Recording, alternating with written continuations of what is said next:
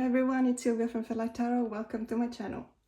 Today we're going to do a couple of unboxing of tarot. Is it only tarot? Yeah, it's tarot decks that have come into my collection recently. Let's have a look.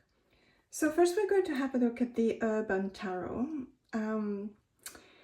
This came to me from a member of one of the Facebook groups in Australia.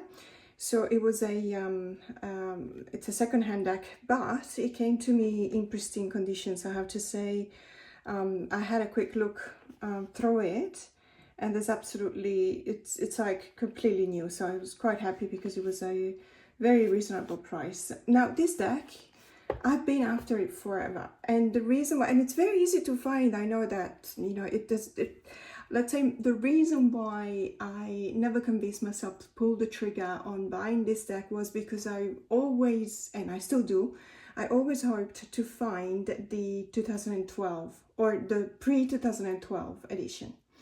And I'm just going to show you why. So this is the most recent edition. I think it says here 2015-2019. So it's the one with, let's say, only the top and the bottom white borders, but not the side ones. This is one of the decks that, you know, it's a modern deck, of course, and of course, if you've seen it or if you've heard about it, you will know that it's very US centric, which I'm totally fine with because I actually enjoy that. It is a modern take on the Thoth, so you will see that in a few cards. The system is literally the Thoth. It does give you some, well, it comes with a white book, or, you know, a guidebook, which is quite informative. And what I really like is that it gives you the keywords for each and every card in the minors. And it doesn't have, as you can see, any thumbprint of the images on the cards.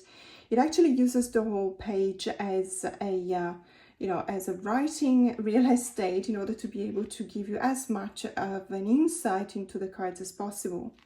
I love the fact that it's very elemental. As you can see here, obviously it shows you the 4 elements. It also gives you, with an explanation of the 5th element, that it calls the infinite, an eternal loop that folds back endlessly upon itself.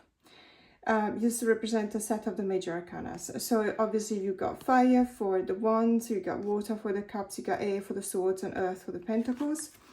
So there's nothing new, let's say, when it comes to that, you know, in these couple of things here. Now, the guidebook, though, is rather interesting. This is, by the way, a US Games release.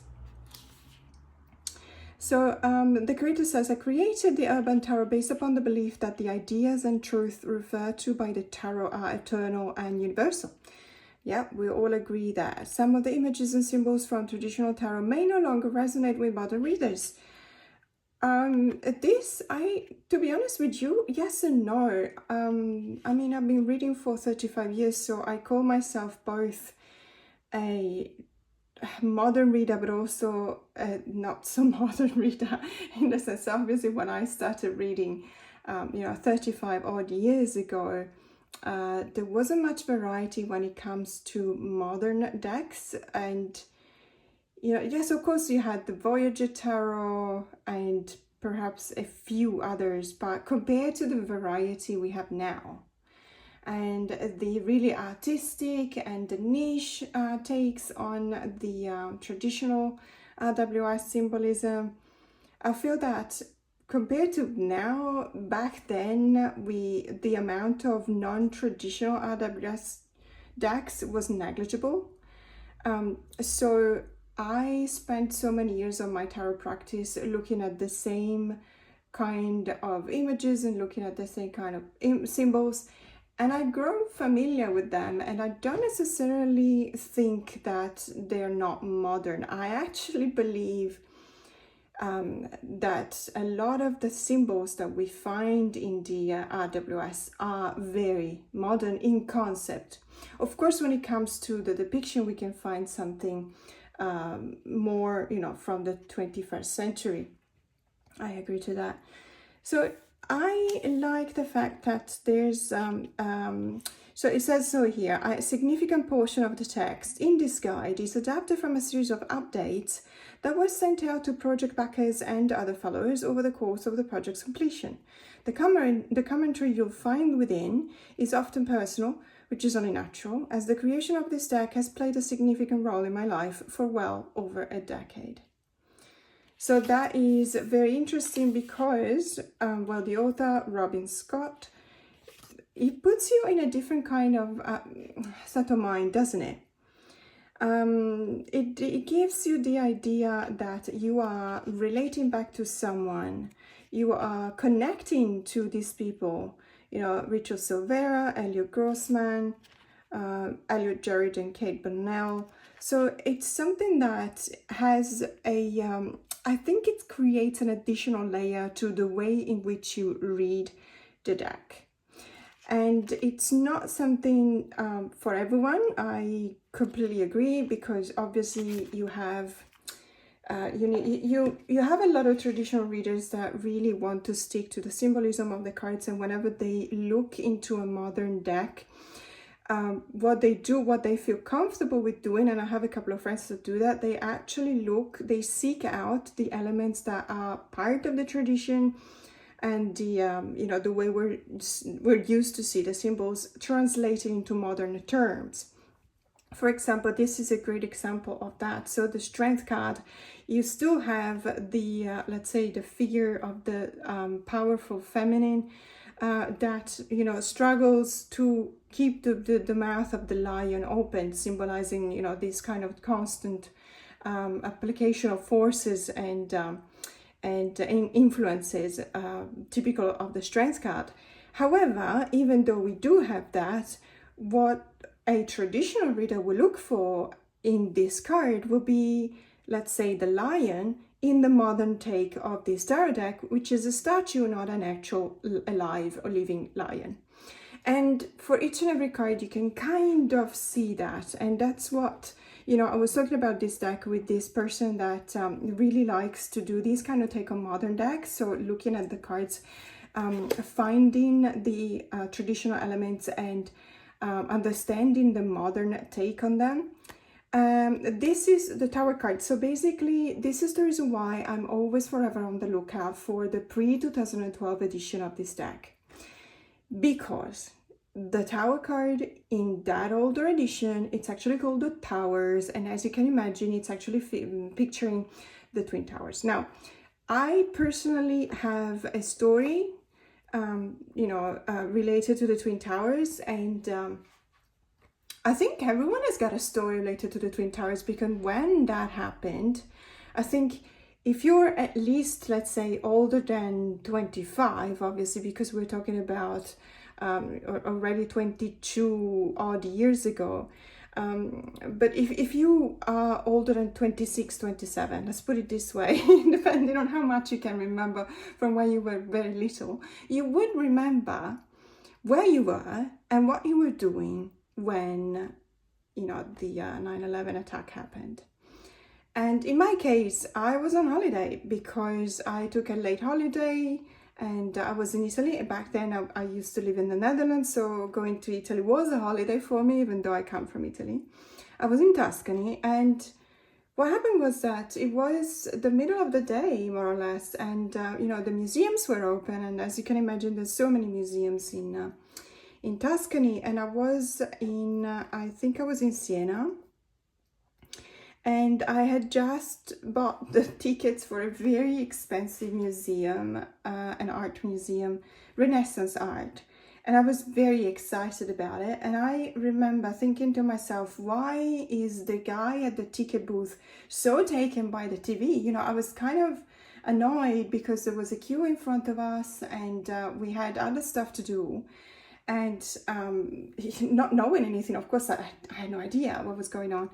And I saw that this guy was watching TV on the background. I was like, well, do you mind selling us the tickets so we can get in?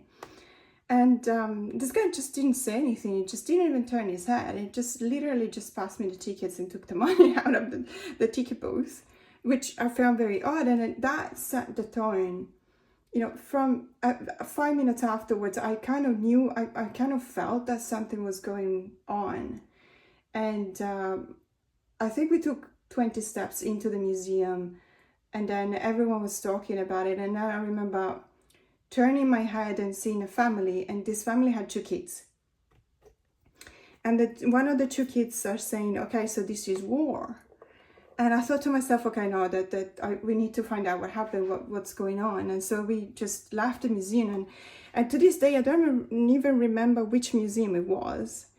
And then we found the bar that had the TV on, because back in 2001, I did not have internet in my phone. I think it wasn't ready. I don't think we had internet on our phones back in 2001. And so we had to find either an internet cafe, which I couldn't find, or, you know, we just found a bar with a TV. And this is the part that will never leave me. Okay, so we found this bar, and you have to know that, you know, July, August, and September in Tuscany is full of tourists, as you can imagine. Full, absolutely full of tourists from everywhere, from all over the world. And of course, there were a lot of Americans. And I remember getting into this bar and seeing this lady. And she was so wired. But it projected this uncomfortable aura of being completely overwhelmed. However, you could tell she was a very strong person. She wasn't crying, she wasn't panicking, she wasn't doing anything. She was literally arguing with the bartender about using the phone for an international call.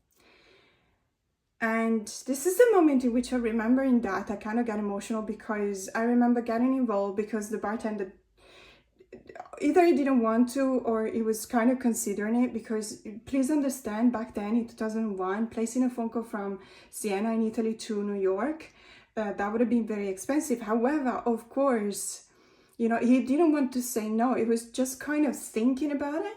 But this woman, and I remember thinking to myself that I saw a lot of myself in her, although she was older than me. She literally just very calmly, but also very powerfully said, while you're thinking, can you please give me the phone? And I thought to myself, obviously, you know, it could have been going on thinking for hours, but she was going to make that phone call. And so we all turned, and by then we knew what had happened, and we all turned to watch TV. And it was at the time in which already the second tower had been hit as well. But there were reports about other flights being grounded, the Pentagon being under attack. So it was all confusing, as you can imagine. At that time, the communications were it was difficult to follow up. And I remember staying next to this lady and just listening in, and she was trying to connect and trying to call someone, but she couldn't get through. And as you can imagine, the phone lines were clogged. I think that at a certain point, they also voluntarily took down the communication. I'm not entirely sure, but it has happened, for example, in Sri Lanka during the attacks a few years ago. So I remember hearing something like that, and it could be true. And so there was no way that she could get in touch with whomever she was calling. And I remember thinking, looking around, I was there with my boyfriend back then and my best friends. And I remember thinking, okay, well, I just have to call my dad. And at that point, I would know that everyone the most important persons in my life, the ones that I care about, are safe. What would I feel? How would I feel like if I was in this lady's shoes, if I tried desperately to contact someone that obviously is important for me on the other side of the world, and I couldn't even get through, and just watching the TV in this foreign country for me where they don't necessarily even speak my language, or at least not well enough, and and witnessing what was happening. And so I remember staying next to her. Our English was quite good back then, because I used to live in the Netherlands, and that was the language I used to communicate before I learned Dutch. And I remember not necessarily saying a few words, but just staying there every now and then saying, did you get through? And I felt like she kind of appreciated that, because no one else was approaching her.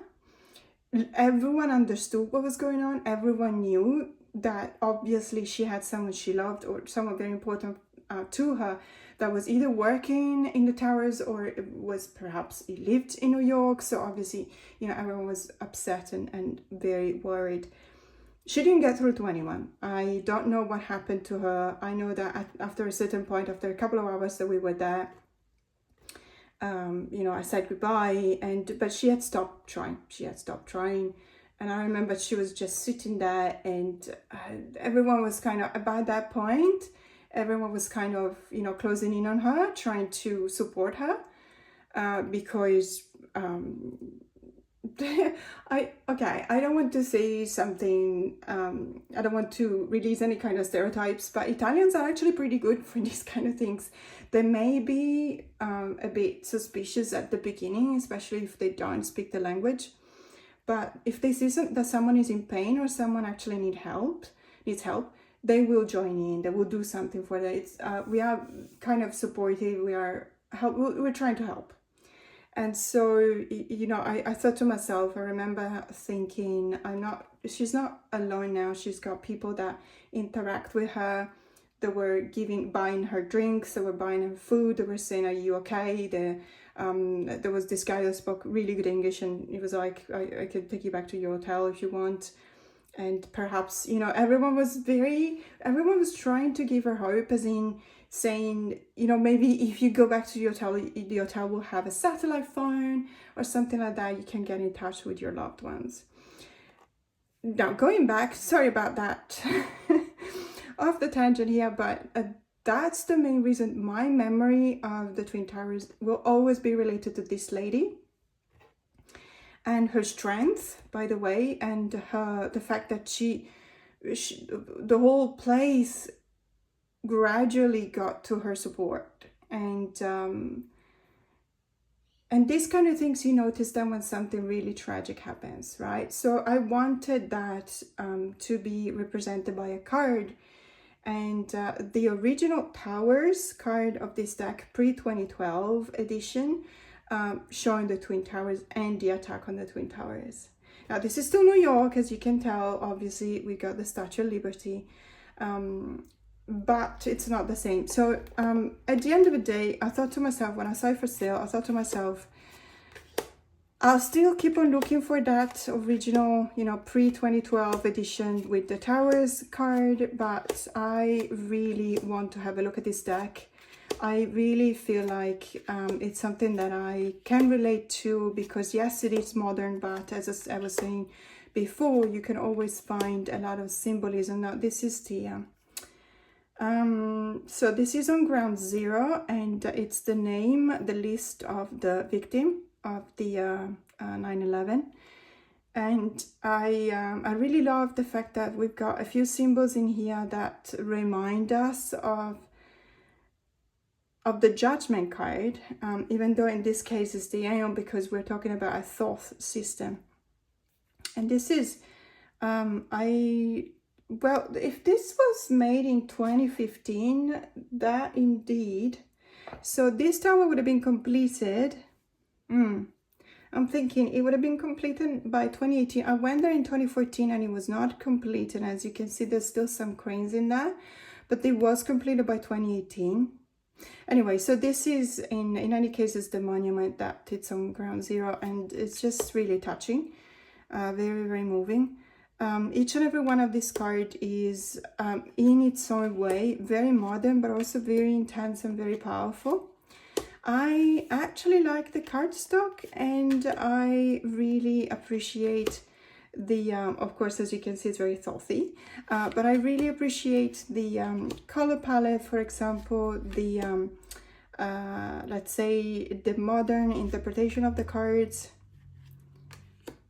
Many of these are so interesting. The author's vision of these cards are just really, really cool. And of course, we've got the keywords. So, you know, abandoned bush, defeat, etc. Dominion. Because as I was saying, obviously the thought system is slightly different from the RWS, and it does read differently. It does have a different kind of energy and vibes, and therefore let's say I do read thoughts, but I am more experienced when it comes to systems with the RWS. So I actually don't mind the fact that there's keywords on the cards, because it does help. Yeah, sorrow. So it's a very interesting deck. I would love to hear your comments on this deck. How do you use it? I heard there is a lot of people not being particularly into this deck. I would love to hear your opinion. This is a therapist, obviously, the Queen of Cups. I would love to hear your opinion, because personally, I think that the way in which the cards are depicted with modern kind of scenery and the association with the keywords is actually very powerful, and I think it really works. So if, you know, let me know what you think. So this is the Urban Tarot. So the next deck is actually a deck that I'm going to rehome straight away, but I really wanted to show you because I remember that I joined in a tag, what was it, Tarot of Exception, and it was about, you know, the rules you have for yourself that constitute a make or a break for a tarot when it comes to, you know, two new tarot decks enter your collection, when you want to keep them or you want to rehome them. Now this comes from the Total Tarot magazine collection. This has been legitimately let's say licensed by Lo Scarabeo to Total Tarot. And with every issue you can find half of a tarot deck and half of another, so obviously they keep you on the loop, because obviously you want, if you want a tarot deck to be complete, you have to buy at least 4 issues basically. So this is the tarot of the white cats, and when I saw that it was going to come, I was very excited, because I have 2 cats. I love cats, I love animals, so I am not necessarily either a cat person or a dog person. I am both. Yes, that kind of personality does exist. I can assure you plenty of my friends love both cats and dogs. Then I had a look at it very quickly, and now I'm confirming my first impressions. I find it really creepy, and please understand, I love cats. I love white cats. I don't have white cats. I have a black and white cat, but a black and white has got a completely different personality from a completely white cat. However, one of the prompts of the Tarot of Exceptions was that I have a very powerful rejection for decks that depict animals dressed like humans, behaving like humans, anthropomorphized animals. I can't deal with that. And also, may I just say something? Okay, so let's say that we live in a world where cats, in this particular case, are behaving like people to the point that they actually dress like people, because these are people, you know, human beings kind of dresses. Okay, my brain goes, okay, it's hard to accept, but let's accept that. It's fine, it's a new normal, it's something that I need to accept. That's fine. Let's have a look at the rest of the deck. And then, you know, I turn the deck, and these are the backs, by the way, but it's on a lot of cards as well. You see cats, you know, being cats, because this is a cat being a cat, and it's not wearing human being's clothes. It's behaving like a cat, and, you know, there's nothing human about that. And this happens in a few cases. You will see, I just really want to find a card just to give you an example. There you go. For example, we've got the Ace of Pentacles, right? And with the King of Cups, we got a King of Cups. We got a king, and it's a cat. It just happens to be a cat. Then there's a cat being an actual cat. So do they live in a world, because my brain will go automatically, okay, do they live in a world where some cats are anthropomorphized, so they dress like human beings, they live and behave like human beings, but and as human beings they also have cats as pets. And that's why we see the difference between the dress up cats and the non-dress up cats. Or and in that case, who decides? So even these Ace of Wands, for example, it could be a perfectly normal cat. So it's scratching, you know, doing its nails on a tree bark. So you really go, okay, but who decides which one is a human, you know, kind of cat, or a cat kind of cat? So it's all kinds of confusing for me, and I know that it sounds really, I don't know, it's I don't know how it sounds. It's certainly not something that will stop me from using a deck in general, but I really do realize whenever I look at this deck that even though I do find the cats cute, the fact that, see, even this one, for example, honestly, I don't know, it feels like it's just a human being with a cat head. In some of these cases you will still see the cat behind the human clothes, but in others it's just literally just a matter of, you know, removing the head of a human and just replacing it with a cat. And see, in the Empress, for example, she's got kittens at her feet, which is really lovely and cute, but are these her children? So are actual cats pretending to be human beings and dressed like human beings? When they have kittens or children, do they look like kittens? So cat, or you see what I mean? It's even this one, for example, the Lovers, you've got an angel cat, but then you've got two non-dressed as human cats, but they're also standing up. And even though cats do stand up like that, mine does that all the time, but they don't stay, you know, in this position for long. It's not very natural for them. And even in this case, I'm sorry, but is this slavery? Because we've got the charioteer, right? And he's clearly using cats as, you know, to pull his chart. So I don't know. This is really confusing. Although I really like the take on the Fool, for example. So the Fool is clearly a dog, which is the only dog in the entire deck, and the cat is doing the job of the usual job of the dog in this carding, which is trying to warn the Fool that is taking a step into the void and possibly falling down. So I don't know, do you have, and this one, I get it, that's supposed to be naked because this is the Devil card. So am I to understand that all of the cats that are not dressed in human clothes are actually naked in this deck? So yeah, because the Star would definitely be naked as well. And the Naked Kid, yeah, absolutely. Okay, so I'm on board with that. So naked cats, or cats not dressed as humans, are depicting naked figures. Okay, sorry, I'm just trying to wrap my head around this, and it's not that easy. But I honestly don't think this deck will stay with me in my collection. It's one of those decks that, you know, if you have the subscription to Total Tarot magazine, which I believe is now only for UK and Australia and possibly launching into the US soon, whether it's launched already, I don't know. But sometimes it's a bit of a hit and miss, in the sense that sometimes it will be a really cool new deck that you were looking for, you just want it. And some other times you just have to put up with the deck that, and I'm not saying that this is not a good deck, I'm just saying that for me it's not something that I'm looking into keeping, so this will definitely be rehomed soon.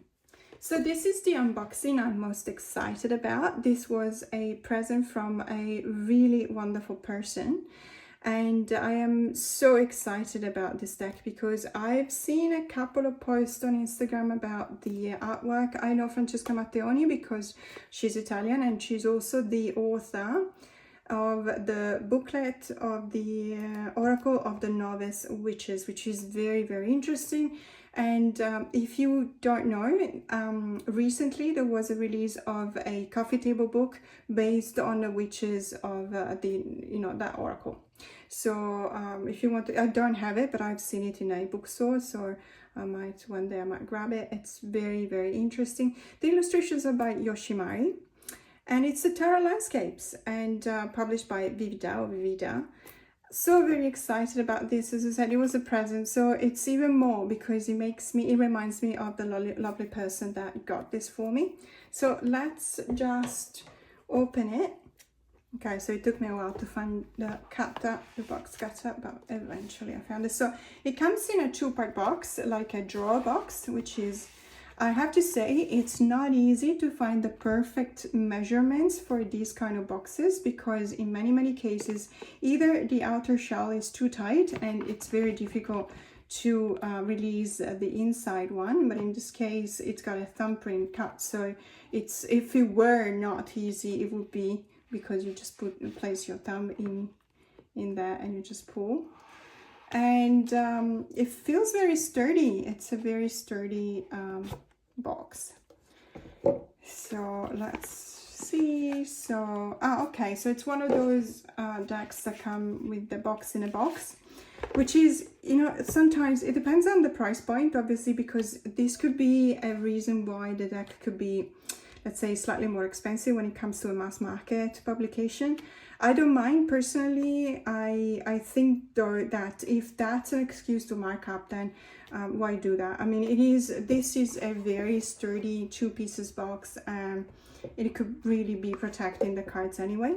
But let's have a look at the guidebook. So it looks like a chunky one. So edited by Francesca Matteoni, illustrations by Yoshimari, Tarot Landscape Manual, Vivida. So it has been curated by Francesca. Contents: entering the landscape, major arcana, minor, reading and interpreting the tarot. It looks straightforward to me. Entering the tarot. We're living in an age of crisis and wonder.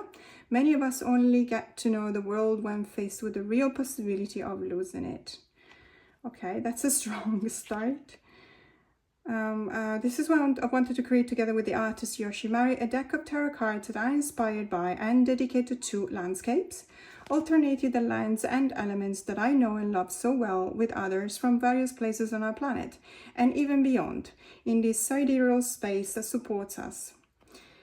Okay, that's one of the reasons why I am so very excited about this deck, because oh my goodness, yes, this is going to be right down my alley.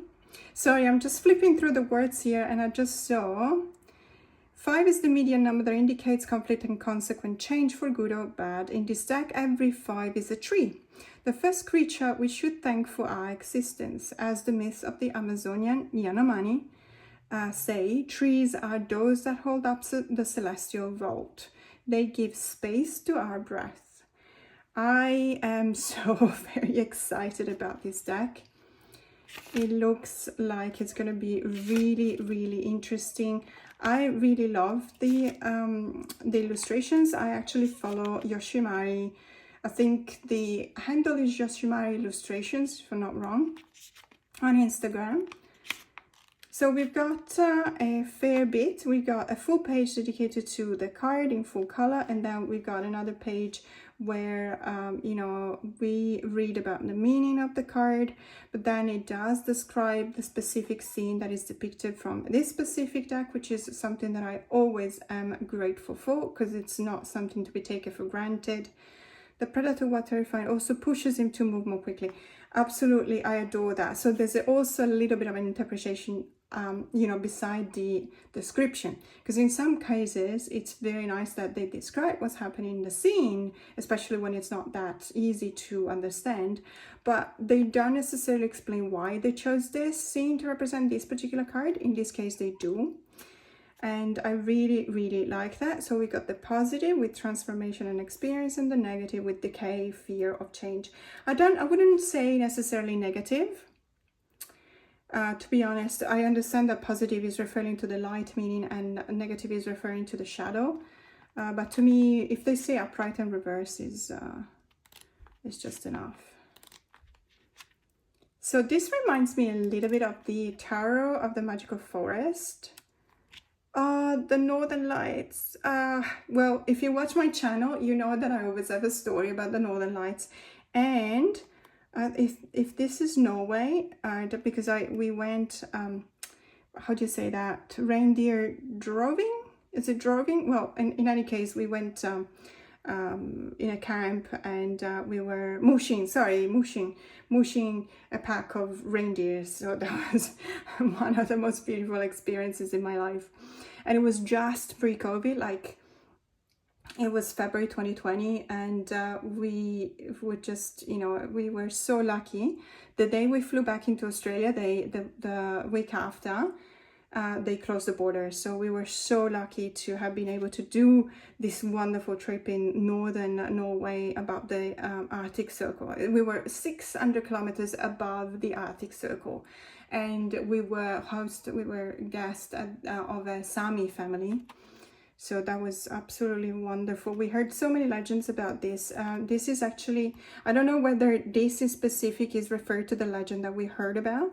Let me just read. Arctic winters illuminated by the pink and green lights of the Aurora Borealis, which shines down and embraces a family asleep in their yurt. Definitely looks like that. Ancient beings, our ancestors, move within the lights, those dreams yet to come true. They take the shape of a fox spirit, yes, wild yet close to human, whose muzzle is ethereal as it touches the flesh and pulsating life of a large moose. Oh, this is a moose? Okay, sorry, so we're actually in Canada. There are no mooses in Northern Europe, but this is a very similar. I think that I said that in a different video, but foxes are familiar with many traditions from all over the world. You have kitsune in Japan, which is generally speaking adopted as the guardian of a temple. Then you have the fox in the Sami culture, which is representing the spirit of an old crone. And then you have, you know, the spirit of the fox in Canada, you know, the northern part of the of Canada. So the body and spirit, no, sorry, I missed. The moose, large moose, has stopped to enjoy the wonder of the sky. In the two animals, promises are met and long waits are felt, both past and future. The body and spirit gather, material and imagined existences become a single essence. When you arrive at the place of judgment, wake up. Know your vocation, evaluate your idea of true. The visible and invisible universe welcomes you into its community, where every presence has a voice. Make yours heard. Wow, this is so touching. I absolutely, my goodness, this is so beautiful. Thank you, Gracie. Thank you so much. I absolutely love this. And let's have a look at the Suit of Swords. So Gracie was mentioning that this card was very emotional for her. So we've got a polar bear and we got some blood. I can see why. Ice cracks where it should resist. A polar bear wanders across a large slab while the sea turns red with the blood of its prey. Sometimes you have to kill to survive. Wow, that's amazing. For a Three of Swords, sometimes you have to kill to survive. One life becoming the sustenance for other. Always ferocity and resistance, but how do you deal with the challenges of the climate in a territory that is changing too quickly? Within the landscapes of the Three of Swords, pain allows awareness and the chance to reinvent yourself. That is such an interesting take on the Three of Swords. The bear is still on its feet. The world exists. Suffering is the way to reconciliation. I need to journal on this because this is a magnificent new way to access the meaning of the Three of Swords, and I feel like it's actually combining the element of the suit of the mind, but also that kind of element of growth and resistance that you can have from the numerological meaning of the three. I love this deck already. And I haven't even looked at the cards. So let's see if there's any kind of spread at the, okay, reading and interpreting the tarot. Perhaps laying the cards. Yes, we've got spreads. The landscape of life. For this spread, I've chosen 8 cards, but you can add more as you build up more experience. Okay, so birth, family, the guide, the shadow, the dream, the community, the excessive load, the seed. That's so very interesting. I absolutely love it. There is also a note on the pictures. I would like to thank the places and people who inspired some of these landscapes. And then it goes through some of them. Oh, I love this. It reminds me of the behind the scenes from the Symbolic Soul Tarot. For the Seven of Cups, the newsletter Medusa, edited by Matteo De Giuli and Nicola Porcelluzzi, published a photo on December 9, 2022 of an octopus riding a jellyfish on their Instagram page. Wow. Okay, I'm not going to go through all of these, but I can't wait. My goodness, I had no idea this deck would have been resonating so much with me just by looking at the guidebook. So imagine, okay, let's have a look at the actual deck. So the second box is a top box, rather sturdy, not difficult to open, thankfully. Thank you for that. It doesn't come wrap up, but the outer box is wrap up. So these are really good size. Let me just give you a standard tarot card for comparison. This is the White Cats from the Scarabeo, so let's have a look. It is wider and taller, but it's not crazy wide and it's not crazy tall. So let me just try and see. I probably cannot refill shuffle, but then again, that's true for many decks. I cannot refill shuffle. I can still wrap my fingers around it, and I can, yeah, I can definitely overhand shuffle without any problem. But now, as I was doing it, I was thinking to myself, now it's not in order anymore. I just wanted to check. I have absolutely no problem in doing that. But let's have a look at the cards, at least some of the cards, and let me just zoom in. So, oh, that is so beautiful. That's the card I read about. This is a koala in Australia, of course.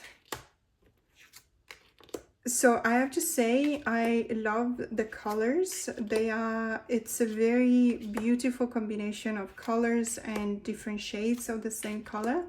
The art style is very nice. It's that kind of art style that achieves depth of focus, you know, or almost a three-dimensional feel to it by adding the shadow to the sides of the shapes. I don't know if I'm explaining myself. I'm not an artistic person, as you can tell. I absolutely know nothing about it.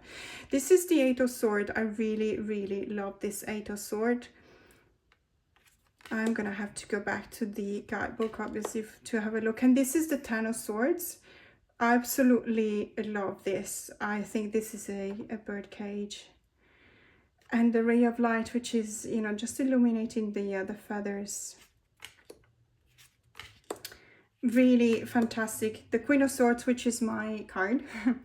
I am a Queen of Swords. I've accepted that. I mean, every now and then people try and convince me, no, you're a Queen of Cups now. I would love to be a Queen of Cups. I'm a Queen of Swords that is posing as a Queen of Cups. Let's put it this way. I'm not a bad person. I'm not. But I have been through a lot, and I point to the resilience of the Queen of Swords and the fact that I don't necessarily take well on bullshit. Let's put it this way, because it's the part of the Queen of Swords that I actually appreciate the most. So this is the Three of Swords that we were reading about, and I totally see why this card would make you emotional. It's such a beautiful depiction for the Three of Swords, and such an interesting one too. What do you think about it? Because obviously, you know, some of you are novice readers, some of you are experienced readers, some of you like the pierced art interpretation of the Three of Swords, some of you are like me and read more numerologically. So what do you think about that specific interpretation of the Three of Swords? Because that's the first time that I come across something like that.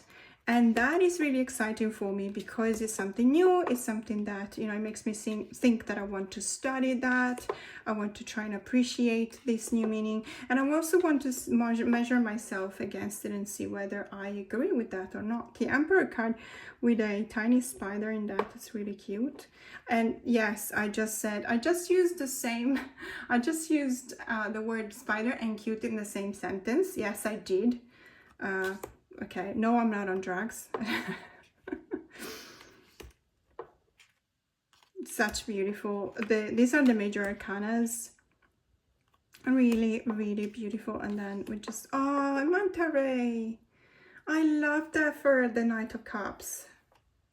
Let's see the Queen of Cups. Oh, look at that. That's the Southern right whale, I think it's called in English. I'm not entirely sure. I know the name in Italian. In Italian is Capodoglio, but honestly, it's yeah, sometimes I don't know all the names of all the animals in all the languages. King of Cups, the octopus. So she was talking about the octopus. I don't think that was the octopus she was talking about, Francesca, though. Let me see. The note on the pictures. So for the Seven of Cups, so there was another octopus on the Seven of Cups. So we'll have a look when we find it. This is in North Scotland. There is an island which is even further north of the Isle of Skye that has a lot of these stones with these graffiti or depictions. I was supposed to go there, but I had to stop at Skye because it was February, so it was in the middle of winter and the ferry was not going. There was a storm. The Seven of Cups, is that it? Yes, the Seven of Cups. So there's an octopus riding a jellyfish, was it? That's what it looks like, at least. So there was a octopus riding a jellyfish. Fantastic. Absolutely adorable. I actually love when I can get some background information about it. Such a beautiful deck. Oh, looks, there's a unicorn as well for the Two of Cups. That's amazing. And the Queen of Wands with what looks like a fox, I think it is. Oh, wow. So as you can see, it's obviously an animal-based deck or a nature-based deck. Obviously, they call it the landscape deck because it's based on different landscapes. But I like the fact that it's not just scenery. There are animals or elements in the cards as well. I love this deck. My first impressions are, as you can tell, I'm really falling for it and I can't wait to start using it. But in this video, I just wanted to show you the unboxing. So let's have a look because there's another deck that I wanted to show you today. So this is actually a deck that is not super new, although it is newish. I also got it from a Facebook group, but for what I can understand, the person who bought it bought 2 copies. And so this was, let's say, entirely new. So as you can imagine, if you see this, you recognize it already. It's from the same author as the Oak, Ash and Thorn Tarot and the Thistle Down, I think it's called, Oracle. But this is the Smoke, Ash and Ember, and it comes with these really beautiful postcards. That looks amazing. That looks really amazing. I really like it when some editions, sometimes it's a Kickstarter edition that they send you additional stuff, additional goodies. Sometimes you know, you can actually purchase them. This is okay. Every Denizen. I used to work for them. My entire life in the Netherlands was spent working for Every Denizen. So I know I used to sell this stuff, guys, in my past life. I even know what these are for. You actually do like this, see? I even know, I was thinking about it the other day because there's a difference between, I got an adhesive and I couldn't remove the backing. And I thought to myself, you know, they were really cheap. Whomever did this adhesive, they were really cheap, a sticker, because the right way to do it is to have these cross lines. So it's very easy to, as you can see, to peel off the, I'm not going to do it now because I don't know where to stick it to, but so you can peel it off very easily. It's a beautiful one. And then there's probably a thank you card. Oh no, a certificate of authenticity from, this is number 2000, from the 5th of July 2020, in the middle of the pandemic. It's so very comforting to know that, you know, people turn to tarot. And now, unfortunately, we'll have to break this. So I'll do it off camera because I'm very awkward when I do these kind of things. Okay, here we go. So, small cat and Emma wander into a magical world where dragons do exist, created by Stephanie Burrows, illustrated by Adam Ehlers. So this looks a lot like the Oak and Thorn. It's got the same kind of production. As a matter of fact, when you put them together, it's just a slightly different color. So the Oak and Thorn, if you remember, it's a tan kind of color, and this is a military green, I would call it, kind of color. So let's have a look at the cards. If it is the same as these Oak and Thorn, there will be cards that explain. There you go. Yeah, absolutely. So you have a few cards with the explanation of the meanings. Only a couple, but it's back and forth, so it's fine. It's two-sided. And these are the backs. Personally, I think that the drawing on the back of the Oak and Thorn Tarot is the most beautiful backs I've ever seen. It's the sweetest thing ever because it's all circular and it's depicting a few animals. This is really beautiful as well, but it's not as beautiful as the Oak, Ash and Thorn. So when it comes to, okay, so this is completely new, but it's not in order, so I don't know whether it came this way, or perhaps the person that sold it to me had a look at the cards. That might be it. So let's have a look. Generally speaking, even though I really like dragons, I'm not a fan in the sense that I don't have let's say a massive amount of decks with dragons. I do like the energy. It's a very, as you can imagine, fiery energy, which you know, in many cases it really helps to be conducive of a certain type of reading.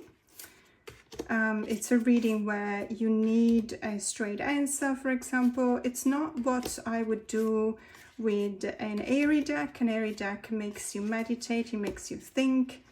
A watery deck makes you, you know, get in touch with your own feeling. This is, to me, a fiery deck. And so it's something that I would use for very quick and on point, hopefully, readings. I love this Devil card. Wow, it's so beautiful. And I really, really appreciate also the artwork, the colors. It's very similar to the Oak and Thorn when you look at the colors, you know, the color palette and the type of artwork. Of course, they're the same creators.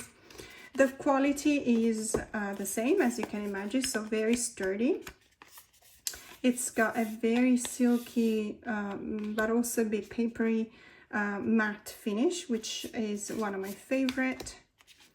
It's a chunky deck. Okay, what's this? Okay, it looks like an additional card. Really beautiful, I might say.